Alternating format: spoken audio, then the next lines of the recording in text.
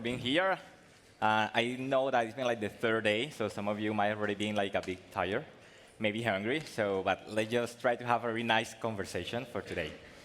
So, today, in today's world, we are now living in a world in which, let's say that there are some activities that used to be more related or fully responsibility on public policy. But nowadays, there are some organizations and people who have actually thought that there are some things around education, financial well-being, and meaningful jobs that there could be an opportunity to develop a business model behind it. And at the moment of thinking about how to scale it, they also think in how to use technology, of course, AI, to make it bigger and bigger without affecting the impact and the quality. In today's panel, we've got three people with us, three of them with us. And even though they work or they operate in a totally different field or sector, they have something that I would say in common. And it's that helping people with learning or by learning something, by thrive, and by growth, now it's not just about philanthropy, but it's also about a strategy. So, welcome for this panel. Thank you for being here, Rafael, Jaime, and Sandra. Thank you so much. And I know that maybe you have already read and investigated a bit about them, but I would like to start just for a few seconds. If you can just tell us a little bit of what you do, but not in a normal way.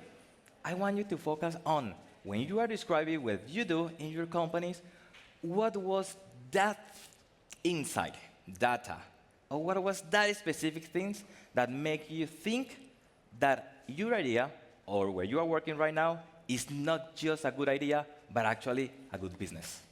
So, can we start with you, Sandra? Go ahead. Thank you, Jorge, and thank you for the invite. I'm very excited to be here. I represent Bravo. I'm not a founder, like my colleagues, but I'm the country manager of Bravo in Spain. What we do is we are fintech, and we operate in the debt management space. We work with over-indebted consumers, and we help them become debt-free and recover their financial well-being. One of the key insights that our founders realized when they started back in 2009, in the middle of the financial crisis, this company in Mexico, was that, contrary to what most people think, that people that fall behind their payments when they're paying their debts to banks, some people think that they don't want to pay. But actually what we saw is that they want to pay. And we experienced it by asking them to pay what they could pay according to their current situation. So I would leave it here for now. Okay, I know we're gonna go deeper like in a while, so thank you. Can we go with you, Rafa, please? Yeah, go ahead. Okay, I'm Rafa. I'm the CEO for The Power Education. We started 10 years ago because there was a problem with education. We started with the MBA, maybe you know us, because it is super expensive and you have to stop your life. But it is a super useful knowledge. And we started with that mission to try to democratize all this knowledge. And from that time till now, we have tried to keep the same values, to bring on an affordable way the best knowledge so people could improve their lives. Thank you, Rafael. And now Jaime, go ahead, please. Hey, how are you guys? I'm Jaime from Shakers. And well, my co-founders and I started Shakers because we were obsessed on helping the best tech and AI talent to connect and get hired by companies all around, right? So we ourselves were freelancers some years ago working in the AI and the tech space. And we saw that there was a lack of infrastructure for companies to outsource their projects or to outsource tech talent directly through the talent, right? So we wanted to create a new infrastructure for companies to be able to connect and hire these kind of profiles. And we have been building a community around Europe of the best professionals in this tech and AI space. Thank you, Jaime. So as you can see, they are like from different field, so, but there are like something in common among them. First connector, let's talk about scalability. The first question for you. What was the first moment, or maybe a moment that you remember, that your business didn't or was not scaling as you were expecting? If you can share as much information as you want to share with us, tell us a little bit about it. And what did you change on that? And now we're going to start from the other side. Jaime, your turn. I mean, when we started 5 years ago, we had an approach on the go-to-market on focusing on small companies to help them quickly hire these tech professionals from our community, right? So as we evolved, we understood that we were building a community of professionals really senior, and that what they were looking from Shakers wasn't small 1 or 2 month projects, but they were looking for one main client to work for 6, 12, or 18 months. So we realized that the freelancers, our contractors that were in our community, they were lacking the capacity of work like full-time or almost full-time for one customer for 6 to 12 months, to have like one key and one main income stream, and then have another small projects. But they weren't looking at Shakers for small projects. They wanted like their key customer. So when we understand that, we then switched our demand approach, and we started conversations with mid and larger companies that were more suited for our community needs.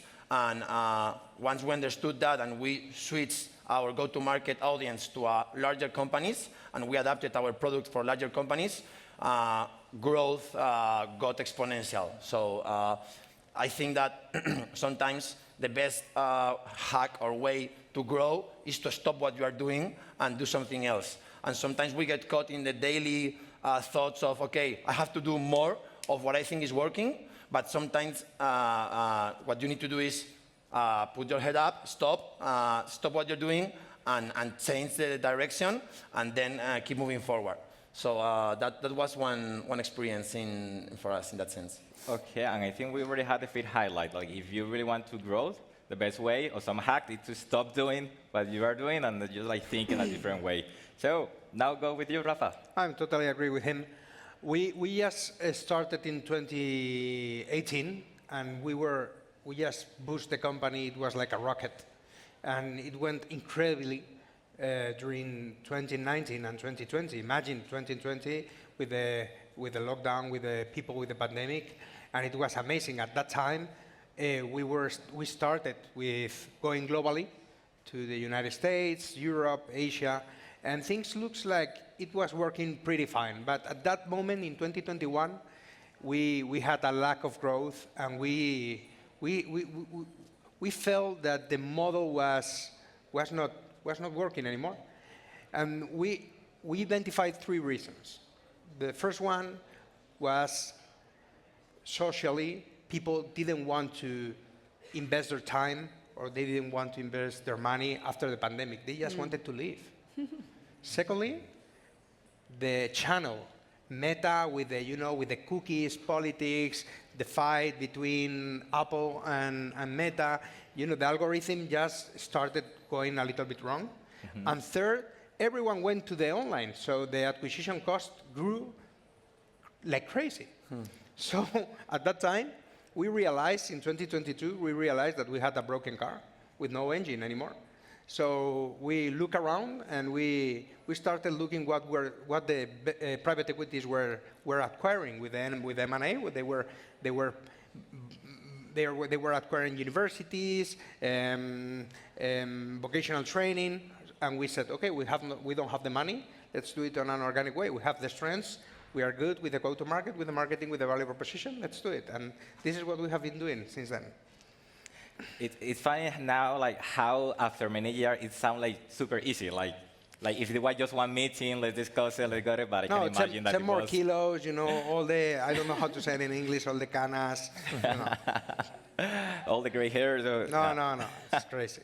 Okay, Rafa, and now let's go For with you, us, I Sandra. mean, many adventures as well. But basically, the Bravo program requires a lot of manpower to grow because we have to speak to the client. We need to understand their financial situation well in detail, how much they earn, who they owe to, how much debt they have in total, what's their payment capacity, basically, so that we can make a tailored program. And at the beginning, we started growing by onboarding more and more people. But when we crossed the ocean and we started expanding in Europe with higher payroll costs, this proved a challenge for the business. And it made us just become more efficient. Like I relate to what Jaime was saying, like just step back and think how we can do it. And it's when we started relying a lot on data models and machine learning at the time. This has improved a lot now, combined with AI right now and agents.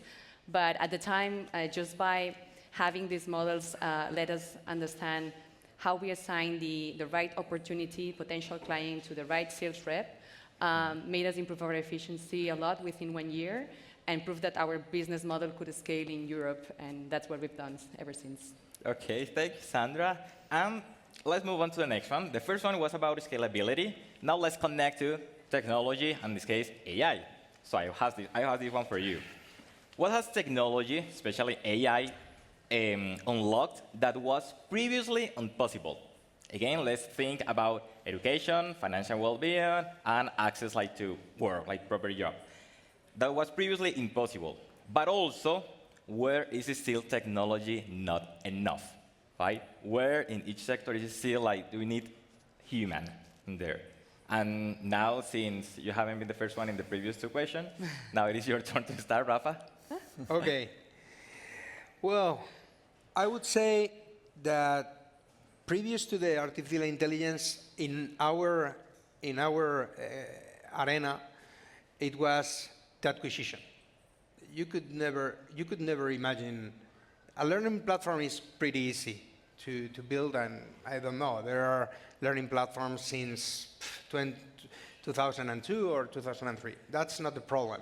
But how you acquire and how you reach your potential customer, not only in education, it was something incredible.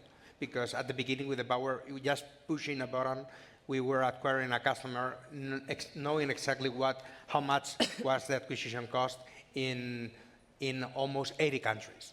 And now with the technology, what we are seeing with the artificial intelligence is that there's going to be a huge improvement in our sector with the personalization of the training personalization. Because you are going to have your own agent, you are going to talk with him, he's going to give you, the artificial intelligence is going to give you the examples adapted to your sector, your industry, your initial knowledge, and it is going to be something extraordinary. And also, I would say that the way that we have to manage the product, the content, the syllabus, the updating, this is providing us a lot of capabilities. On the other hand, I would say that companies should have to, we have to be very committed with our values, keep the soul, keep the personal relations with customers. We cannot go to a radical interaction between customers and the company just with technology or with artificial intelligence. This is my point of view, but I don't know. I don't have an amazing vision. I'm not. I don't know. This is only our experience. No, thank you. So just by raising hands, people who have here, who of you have included AI within your customer acquisition process? Raise your hand. Well, still a lot of room for improvement in there. So you can take note of the highlight here. And now, Sandra, let's go with you, please. Well, technology and AI, I agree with what Rafa was saying, it enables a lot of new capabilities. Maybe I would explain the latest one that we've used. We developed, or we provide now, a personal finance management tool to our clients via WhatsApp. So that is orchestrated with an AI agent now.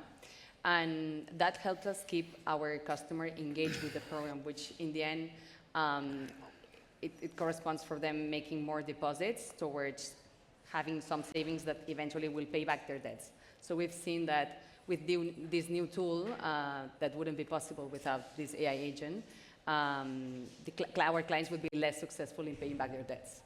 At the same time, I mean, sometimes we believe that we are like the therapists, the psychologists of our clients.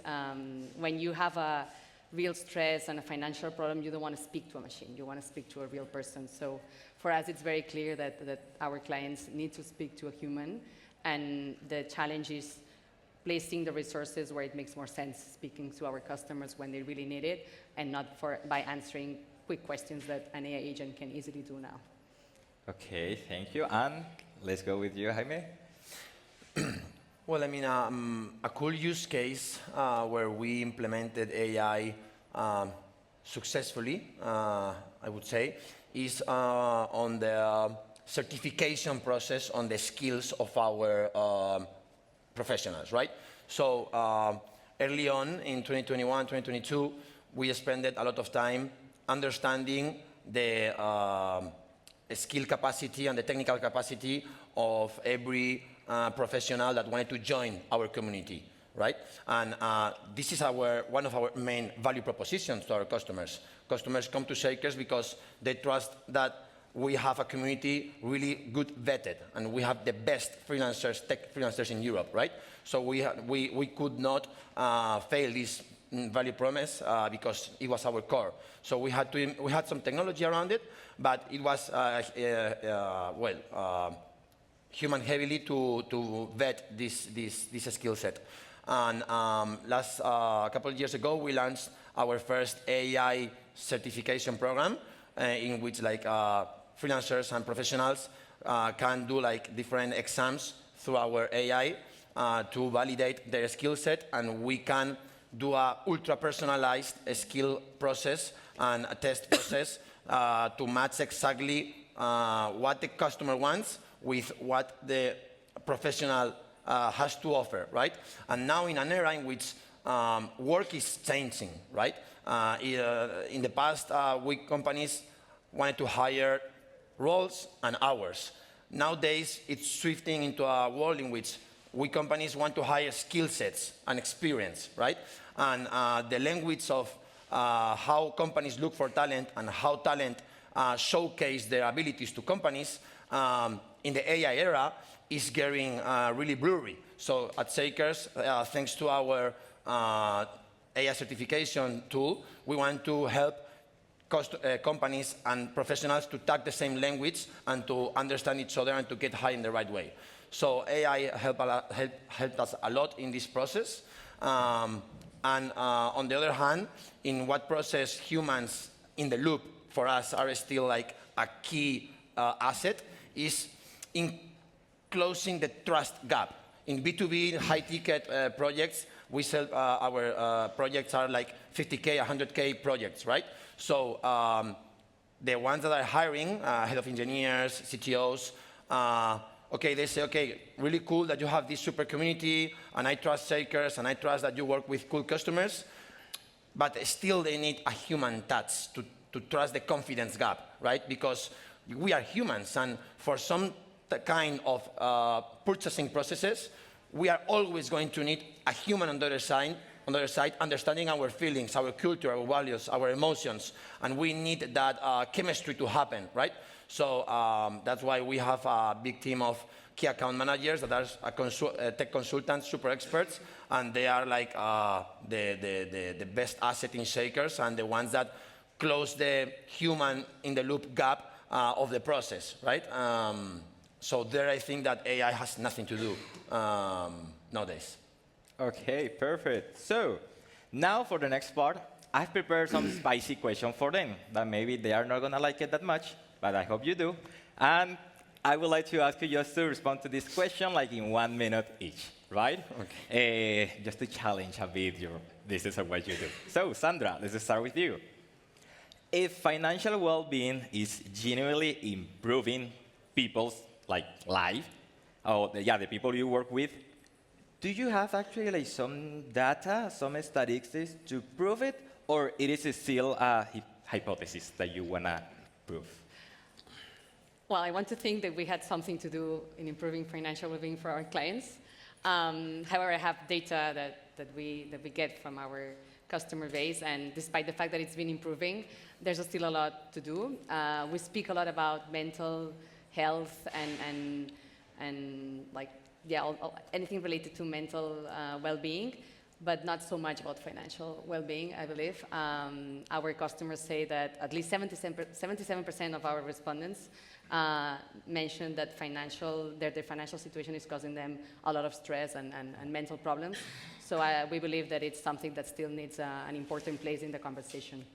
Okay, and I think that's something that we all will agree. I will be on the 77% of like totally believe that financial well-being totally affects your everyday Definitely. life, like totally, right? Rafa, let's go with you. Let's talk about like learning, education. How do you measure real learning, like beyond active users, certificates granted, hours, etc.? What metrics actually tells someone's life actually changed thanks to the education or learning process? Well, there's a lot of methodologies. I really don't trust on many of them. I would say that the main and the most important metric is the economical impact on your professional path.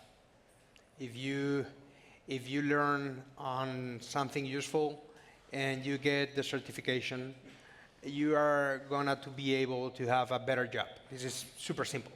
So I would say that there's no innovation on this, at least in my opinion. It is not only about what you learn. It is because when you perform on any company, hard skills and knowledge, it is just a portion.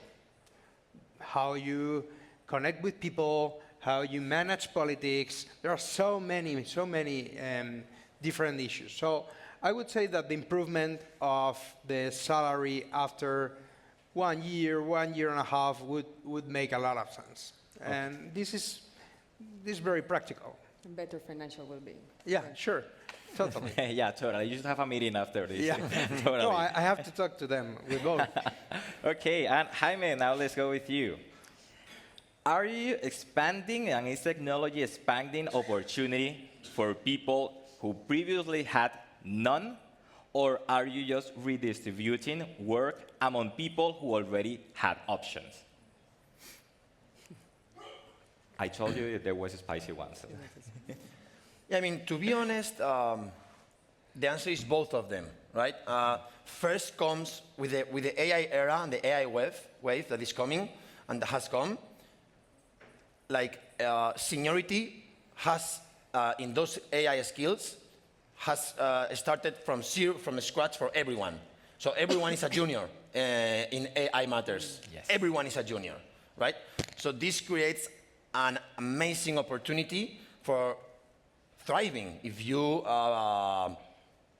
learn and navigate well in this AI wave that we're living right now. So what we're seeing at Circus is that the first thing that is happening is that work is redistributing, okay? And I think after redistribution will come access for new professionals that have embraced the AI wave into their skills, and that their value can multiply by 2, 3, 4, 5x in the market in the coming months or in the coming years.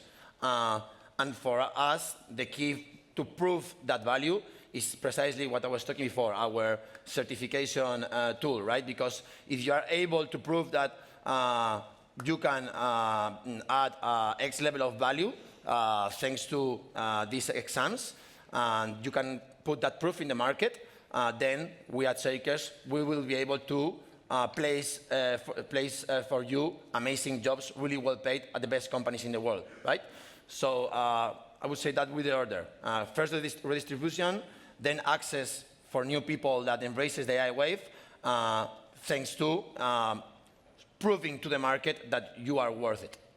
Okay, so now we're just like getting to a close. So a few takeaway or three takeaway that I can think about like this conversation. The first one, the first that we mentioned, if you are not escalating at the level that you want to do it, stop doing what you are doing and actually I think out of the box. The second one, it was like within the if, all the if that are around AI, because at the end of the day, if this happens, do this, there is always a human layer, right? So everything that is like connected to that human layer, especially the relationship with clients, there is still something that you cannot delegate to the AI. It has to be like a human like behind it. And in the last part, I would say that don't like disconnect the real like purpose of what you are doing, what you do, just by thinking in the platform of the technology. Like for example, in education, at the end of the day, it's not about how much content we have. No, it's about actually how is that content changing actually the life of them. How about the like financial well-being, like how I don't know mental like stable, if that is like correct way of saying, are your people after working with you or acquiring like and also like people getting more jobs, more opportunity, and also how that like affects and influence their life. So thank you, all of you, for being today here on this panel, and also like thank you for all the participants, and just a huge round of applause for these three guys that we have here.